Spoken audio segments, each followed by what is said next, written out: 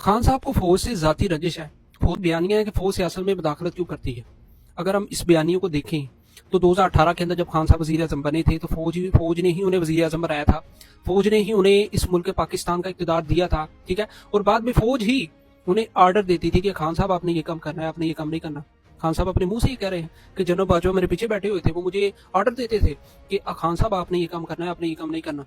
तो पता ये चला कि खान साहब को फौज से ज़ाती रंजिश है।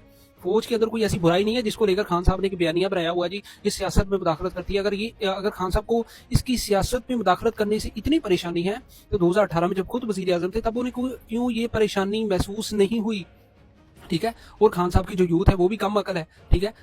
उसने भी जरा सोचना गवारा नहीं किया कि खान साहब कह रहे हैं कि फौज सियासत में मुदाखलत करती है, इसका काम तो बॉर्डरों की सरहदों की हिफाजत करना है, ये सियासत के अंदर क्यों मुदाखलत कर रही है। तो उसने मेरी यूथ ने ये सोचना गवारा नहीं किया कि 2018 में जनरल बाजवा तो सियासत के अंदर मुदाखलत करते थे, तो तब खान साहब को कोई मसला नहीं था, यूथ को कोई मसला नहीं था उनकी। अब खान साहब को मसला ज़ाती रंजिश है, लेकिन यूथ को उन्होंने बस अपने पीछे लगा कर रखा हुआ है, पागल बनाया हुआ है कि बस उन्होंने एक बयानिया बनाया जिसके पीछे यूथ चल रही है। उस